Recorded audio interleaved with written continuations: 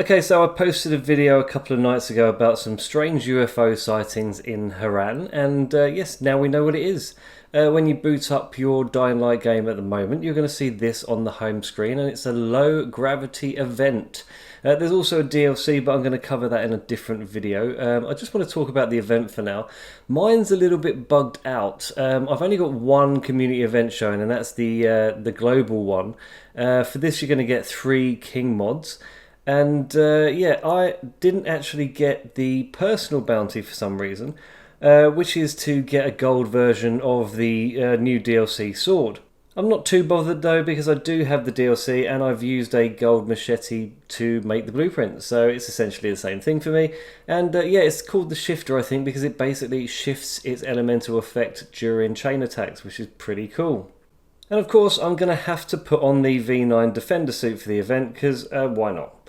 Also, stick around till the end of the video because I've got some great stuff to show you with this zero gravity event. It's awesome.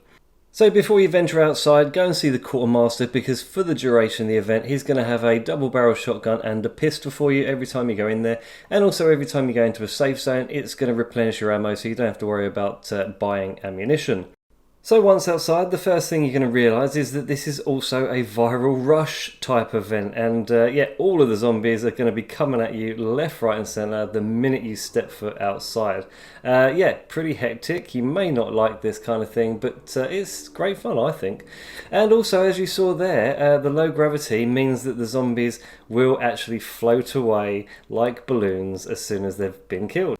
Also, when you jump, it takes a little while for you to float back down as if you were on the moon, and there's no fall damage during the event, so even if you could fall from a great height, you're not going to die. And yeah, simply barging these zombies also will send them flying into the distance hilariously, as you can see. Even the demolishers will actually float away as if they weigh nothing. It's pretty funny, to be honest. I tried to grapple my way onto him and fly up with him, but that didn't work. But yeah, he just carried on going and going and going until he just disintegrated.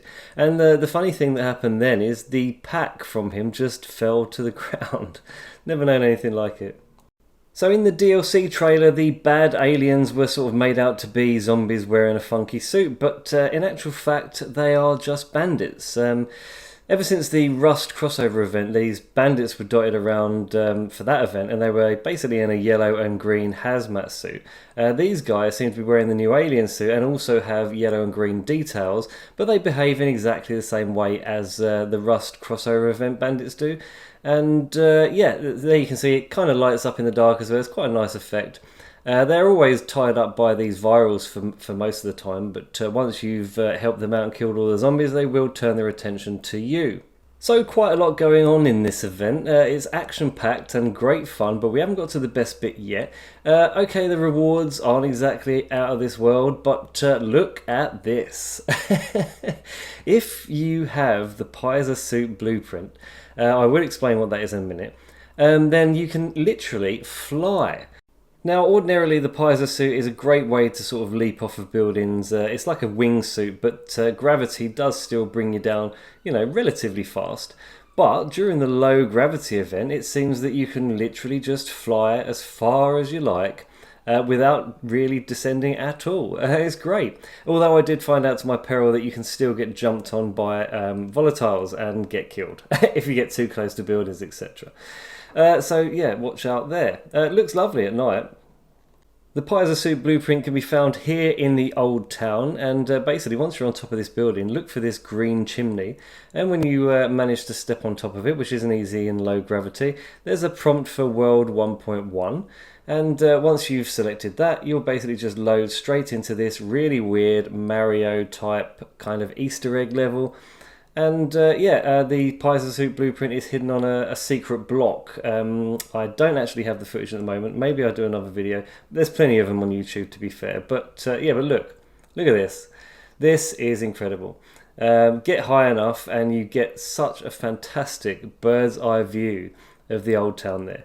I mean, as great as it looks, you can tell the limitations of the PS4 version. It really wasn't designed to be, for you to travel across the map this fast and at this height. And you can see all the details struggling to pop in as you, move over the map. But still, it's an amazing thing. I've not seen that before. And it then begged the question just how far you might be able to fly. So I come up with a couple of little challenges in my mind. The highest point on the map in the slums is the top of the bridge there. And I flew pretty much from the buildings just behind the tower all the way to the bridge and over all of the virals. You can see the cars popping in there, but it's still pretty amazing. If only it had been sort of better realised, it would have been so much better. But hey, look at this. I've never done this before. And my nemesis, probably everybody else's, is the gap between the bridge there. You can't actually jump across, you can't use your grappling hook to get across. The only way to get over there normally is to jump down to the sea and swim over to the next platform and then climb up inside the kind of tower. But there you go, the Pyza suit in low gravity has enabled me to soar straight across the gap without so much as having to fight a single zombie. Amazing. So anyway, my ultimate goal here for this challenge was to get to the top of the tower, which I did eventually, and line myself up nicely with Brecken Tower. The aim here was to see if I could literally jump off and land on top of the tower.